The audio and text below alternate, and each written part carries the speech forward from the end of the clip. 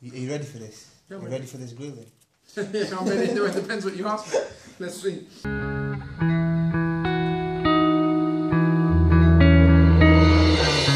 At what point in your rapping career did you decide to spread knowledge and talk about, worldly matters? Well, I think from the beginning, what attracted me to hip hop was that it was the fact you could use hip hop as a vehicle, and I learned so much growing up from people like Wu-Tang or Grave Diggers or Public Enemy. So I always wanted to do that, but I suppose I had two conflicting parts of my personality, parts of my upbringing, parts of the music I listened to. So if you listen to my early stuff, my first mixtape, for example, the War mixtape, it's torn between wanting to be road, as they call it, and wanting to spread knowledge. And I still think there's an element of that even now, where if you come from a particular energy and a particular kind of background and you've seen a certain amount of things, plus rap is from that environment. And so if you can't communicate in the language of the street, then the street's not going to listen to you, kind of vibe. So I think there is not a contradiction, but I suppose that as my career evolved, there just came a point where I was much more comfortable just being like, this is me, this is what I want to do. I don't really have the need to prove to anyone anymore any kind of anything. This is what I want to do. But I really think it was when I went to Brazil for 3 months in 2008. I think being in Brazil, being face to face with that kind of poverty, that kind of political repression, that kind of violence coming from the state, seeing young kids with machine guns and hand grenades and all that kind of stuff just normal, it's a bit sobering. Working class, keep them uneducated. Truly educated men could never be a racist. Educate is to draw out what is within. Are we not all the same under the skin? I got a heart like... Have you ever decided to get into politics?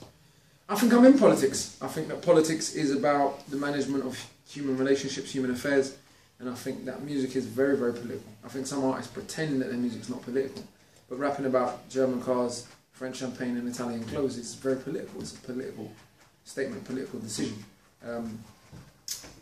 So promoting American nationalism in your music is a political decision. So when we make songs about New York, or when we make songs about LA or London, would those songs be reacted to as well if they were about Baghdad, or I don't know, or Sao Paulo? And if not, why not? Or Shanghai? Is it only Western culture that can be universal, that can relate to everybody? And so the music is very political. If I'm honest, I am just tired of every day filling up my car and knowing that I'm paying for the bombs in Iraq. Tired of pretending it don't hurt. If you were ever in a position of power, what would be your first steps? If I was in a position of power, what would be some of the things I would do? Land reform. I think throughout the world you have a few very private families essentially that own most of the real estate and the land in the world, and that is unjust, unnecessary. You have people owning farms the size of a country, massive land that they're not even using.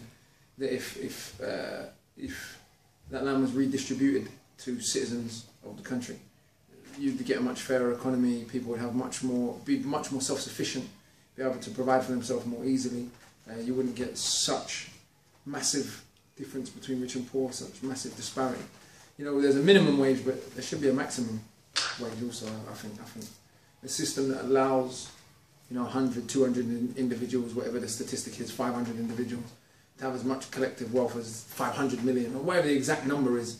Something stupid like all the billionaires in the world have 95% of the world's wealth, or whatever the hell it is.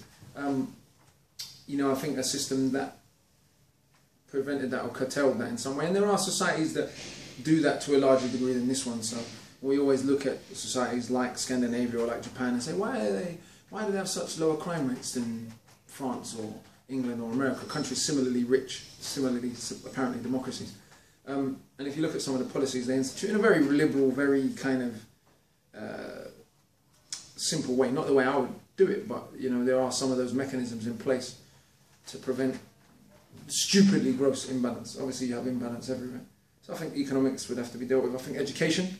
I think educating people, having a curriculum that is based around studying the world's history, particularly in a country like this that decided to go out and colonise the world, and colonise information about the world, to then not teach people about the worlds that you have colonised, to not explain to people why there are people from Kashmir or from Jamaica or from Uganda living in this country, Just allow most of the country to think, these immigrants, we've just got no idea where they came from. Why are they here? You know, this is the stupid questions you ask when you don't know what it means to be an empire, to be a commonwealth, to own other people's countries, to build the wealth of your country on the land, labour and resources of other people's countries. What we're saying that cotton and tobacco from the empire can come here, but human beings from the empire can't come here, which is what's being said. So I would say that education about world cultures would go a long way to preventing, or at least aiding, kind of racist, prejudiced normality that we have. The humanizing's how I justify them, so I must keep lying about the history of Africa, so I can live with the massacres and repeat my mind. What do you aim to achieve with the Hip Hop Shakespeare Company? Through the Hip Hop Shakespeare Company, the main thing we're looking at is the way these two art forms are represented on the stage, in film, just ways of retelling these classic English stories using the contemporary vernacular in the form of hip hop. Have you got like a final message for like the youngsters growing up in small towns like Rochdale?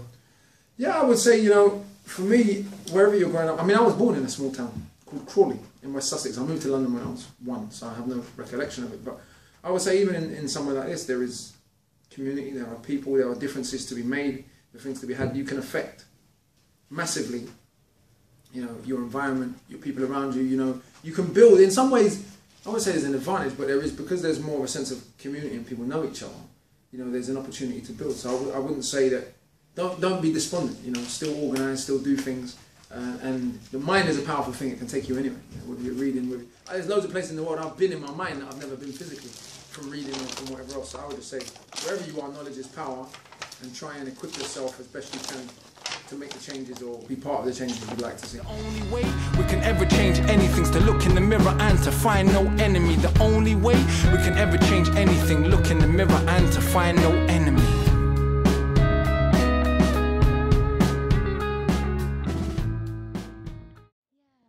because it'd be good to get him like rapping or something.